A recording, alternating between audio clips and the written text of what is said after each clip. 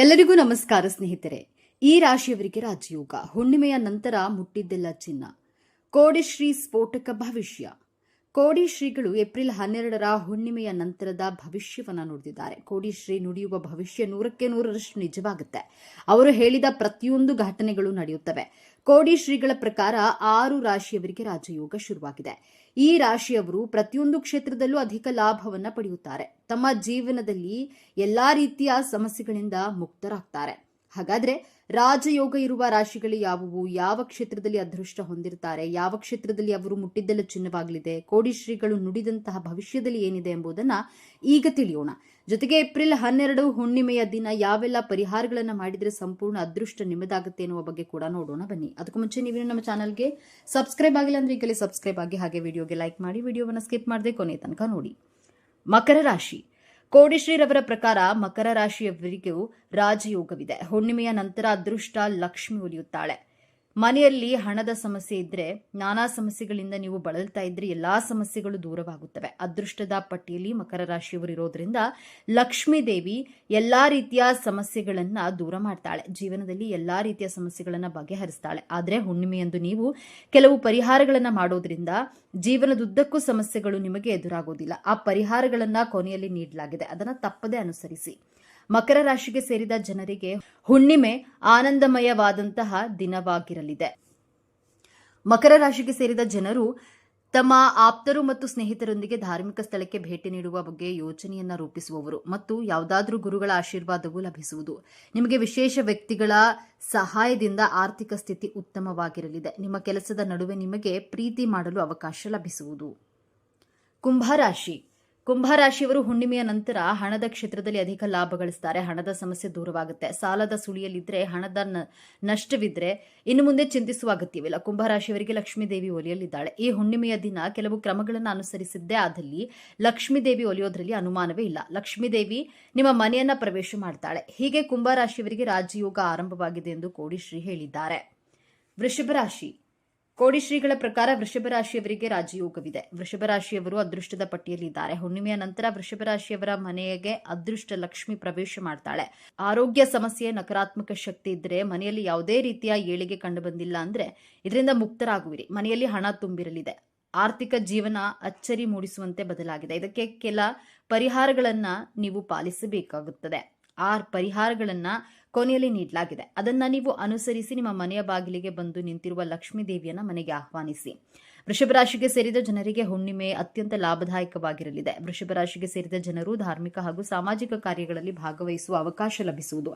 ಆದ್ದರಿಂದ ನಿಮ್ಮ ಖ್ಯಾತಿಯು ಹೆಚ್ಚಾಗಲಿದೆ. ವೃಷಭ ರಾಶಿಗೆ ಸೇರಿದ ವಿದ್ಯಾರ್ಥಿಗಳು ಸ್ಪರ್ಧಾತ್ಮಕ ಪರೀಕ್ಷೆಯಲ್ಲಿ ಭಾಗವಹಿಸುವುದರಿಂದ ನಿಮ್ಮ ಕಠಿಣ ಪರಿಶ್ರಮಕ್ಕೆ ತಕ್ಕ ಪ್ರತಿಫಲ ದೊರಕುವುದು ಮತ್ತು ಯಶಸ್ಸು ಲಭಿಸಲಿದೆ. ತುಲಾ ರಾಶಿ. ಶುಕ್ರ ಗ್ರಹದ ರಾಶಿಯಾಗಿರೋದ್ರಿಂದ ತುಲಾರಾಶಿಯವರಿಗೆ ಸೇರಿದ ಜನರಿಗೆ ಹುಣ್ಣಿಮೆ ಶುಭ ದಿನವಾಗಿರಲಿದೆ. ತುಲಾರಾಶಿಗೆ ಸೇರಿದ ಜನರು ಲಕ್ಷ್ಮೀದೇವಿಯ ಕೃಪೆಯಿಂದ ಸಂತೋಷ, ಸಮೃದ್ಧಿ, ವೃದ್ಧಿಯನ್ನ ಹೊಂದುವರು ಮತ್ತು ಪ್ರತಿಯೊಂದು ಕ್ಷೇತ್ರದಲ್ಲಿ, ಪ್ರತಿಯೊಂದು ಕಾರ್ಯದಲ್ಲಿ ಯಶಸ್ಸು ದೊರಕಬಹುದು. ಮಕ್ಕಳ ಪ್ರಗತಿಯನ್ನ ನೋಡಿ ಮನಸ್ಸು ಸಂತೋಷವಾಗಿರುವುದು ಮತ್ತು ನಿಮ್ಮ ಗೌರವ, ಖ್ಯಾತಿ ಸಾಕಷ್ಟು ವೃದ್ಧಿಯಾಗಲಿದೆ. ನಿಮ್ಮ ಯಾವುದಾದ್ರೂ ಯೋಜನೆ ಹಣಕ್ಕೆ ಸಂಬಂಧಿಸಿದಂತಹ ಅಪೂರ್ಣಗೊಂಡಿದ್ರೆ ಆ ಯೋಜನೆಗಳೆಲ್ಲವೂ ಈಗ ಈ ಅವಧಿಯಲ್ಲಿ ಪೂರ್ಣಗೊಳ್ಳುವುದು. ಇದರಿಂದಾಗಿ ಭವಿಷ್ಯದಲ್ಲಿ ನಿಮಗೆ ಹೆಚ್ಚಿನ ಲಾಭವಾಗಲಿದೆ. ವ್ಯಾಪಾರ ಮತ್ತು ವ್ಯವಹಾರ ಮಾಡುವಂತಹ ತುಲಾರಾಶಿಗೆ ಸೇರಿದ ಜನರಿಗೆ ಹೆಚ್ಚಿನ ಧನಲಾಭವಾಗುವುದು ಮತ್ತು ರಚನಾತ್ಮಕ ವಿಷಯಗಳಿಗೆ ಸಂಬಂಧಿಸಿದಂತೆ ಲಾಭದಾಯಕವಾಗಿರಲಿದೆ. ಸಾಮಾಜಿಕ ಕ್ಷೇತ್ರದಲ್ಲಿ ನೀವು ಮಾಡಿದಂತಹ ಕಾರ್ಯಗಳಿಗೆ ತಕ್ಕ ಪ್ರತಿಫಲ ದೊರಕುವುದು. ಇದರಿಂದಾಗಿ ಮನಸ್ಸು ಸಂತೋಷದಿಂದಿರುವುದು. ಹೆಚ್ಚಿನ ಜನರ ಪರಿಚಯವಾಗುವುದು. ನೀವು ನಿಮ್ಮ ಸಂಗಾತಿಯೊಂದಿಗಿನ ಉತ್ತಮ ಜಾಗಕ್ಕೆ ಹೂಡಿಕೆಯನ್ನ ಮಾಡುವಿರಿ ಮತ್ತು ವಿದ್ಯಾರ್ಥಿಗಳನ್ನ ಶಿಕ್ಷಣಕ್ಕೆ ಅಡ್ಡಿಯಾಗ್ತಾ ಇದ್ದ ವಿಷಯಗಳೆಲ್ಲವೂ ದೂರವಾಗುವುದು. ಈ ರಾಶಿಯ ಜನರು ಹನುಮಂತನಿಂದ ವಿಶೇಷ ಆಶೀರ್ವಾದವನ್ನ ಪಡೆಯಬಹುದು. ಈ ರಾಶಿಯಲ್ಲಿ ಜನಿಸಿದಂತಹ ಜನರು ತಮ್ಮ ಅದೃಷ್ಟದಲ್ಲಿ ಅಗಾಧವಾದ ಬೆಳವಣಿಗೆಯನ್ನ ಅನುಭವಿಸಬಹುದು.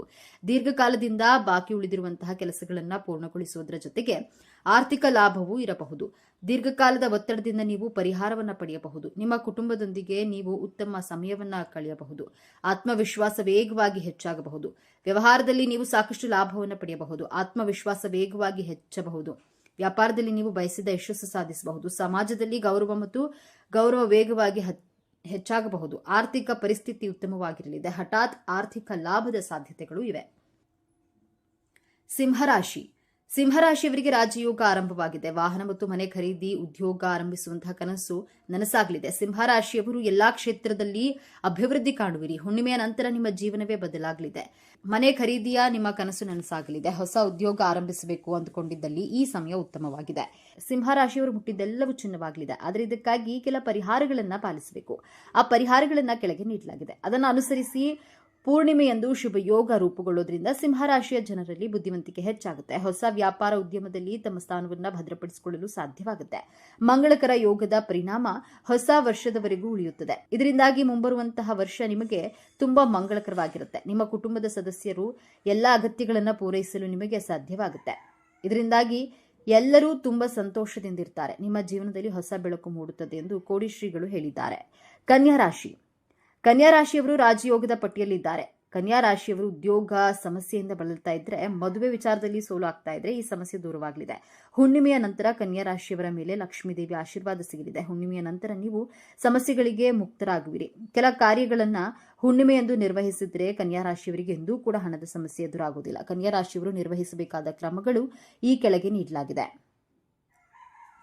ಯಾವಾಗ ಸೂರ್ಯನು ತನ್ನ ರಾಶಿಯನ್ನ ಬದಲಾಯಿಸುವನೋ ಕನ್ಯಾ ರಾಶಿಗೆ ಸೇರಿದ ಜನರ ಮೇಲೆ ಇದು ಸಕಾರಾತ್ಮಕ ಪ್ರಭಾವ ಬೀರಲಿದೆ. ಯಾಕಂದ್ರೆ ಸೂರ್ಯನು ಕನ್ಯಾ ರಾಶಿಯನ್ನ ಪ್ರವೇಶಿಸಿದ್ದಾನೆ. ಹಾಗಾಗಿ ನೀವು ನಿಮ್ಮ ಹಳೆಯ ಆರೋಗ್ಯ ಸಮಸ್ಯೆಗಳಿಂದ ಪರಿಹಾರವನ್ನು ಪಡೆಯುವಿರಿ. ಜೊತೆಗೆ ಈ ಸಮಯದಲ್ಲಿ ನಿಮ್ಮ ಆತ್ಮವಿಶ್ವಾಸದಲ್ಲಿ ಸಾಕಷ್ಟು ವೃದ್ಧಿ ಆಗಲಿದೆ. ಆದರೆ ಈ ಸಮಯದಲ್ಲಿ ನಿಮ್ಮ ವ್ಯಕ್ತಿತ್ವ ಅತ್ಯುತ್ತಮವಾಗಿರುವುದು. ಈ ಅವಧಿಯಲ್ಲಿ ನೀವು ಪ್ರತಿಯೊಂದು ಕೆಲಸಗಳನ್ನ ಸಕಾರಾತ್ಮಕವಾಗಿ ಪೂರ್ಣಗೊಳಿಸುವಿರಿ. ವ್ಯಾಪಾರವನ್ನ ಮಾಡುವಂತಹ ಕನ್ಯಾ ರಾಶಿಗೆ ಸೇರಿದ ಜನರು ಈ ಸಮಯದಲ್ಲಿ ಆರ್ಥಿಕ ಲಾಭವನ್ನ ಪಡೆಯಲಿದ್ದಾರೆ. ಪೂರ್ಣಿಮೆಯಂದು ಶುಭಯೋಗ. ಈ ರಾಶಿಗೆ ಶ್ರೀಮಂತವಾಗುವ ಅವಕಾಶ. ಹೀಗೆ ಮೇಲಿನ ಎಲ್ಲಾ ರಾಶಿಯವರು ರಾಜಯೋಗವನ್ನ ಹೊಂದಿರುವಿರಿ. ಹುಣ್ಣಿಮೆಯ ದಿನ ಕೆಲ ಪರಿಹಾರಗಳನ್ನು ಅನುಸರಿಸಿ. ನೀವು ಹುಣ್ಣಿಮೆಯ ದಿನ ಮಾಡಬೇಕಾದ ಕಾರ್ಯಗಳು ಏನಂದ್ರೆ, ಹುಣ್ಣಿಮೆಯ ದಿನ ಮನೆಯನ್ನ ಸಂಪೂರ್ಣವಾಗಿ ಉಪ್ಪು ನೀರಿನಿಂದ ಶುದ್ಧ ಮಾಡಬೇಕು. ನಕಾರಾತ್ಮಕ ಶಕ್ತಿ ನಾಶ ಮಾಡುವಂತಹ ಶಕ್ತಿ ಉಪ್ಪಿನಲ್ಲಿ ಅಡಗಿದೆ. ಹೀಗಾಗಿ ಉಪ್ಪು ನೀರಿನಿಂದ ಶುದ್ಧ ಮಾಡಿದ್ರೆ ನಕಾರಾತ್ಮಕ ಶಕ್ತಿ ದೂರವಾಗುತ್ತೆ. ಹುಣ್ಣಿಮೆಯ ದಿನ ಹಸುವಿಗೆ ಅಥವಾ ಗೋಮಾತೆಗೆ ಆಹಾರವನ್ನ ನೀಡಬೇಕು. ಹಸುವಿಗೆ ಅವಲಕ್ಕಿ, ಬಾಳೆಹಣ್ಣು, ಬೆಲ್ಲ ತಿನ್ನಿಸಬೇಕು. ಅದೃಷ್ಟ ಲಕ್ಷ್ಮಿ ಮನೆ ಬಾಗಿಲಿಗೆ ಬಂದಿದ್ದಾಳೆ.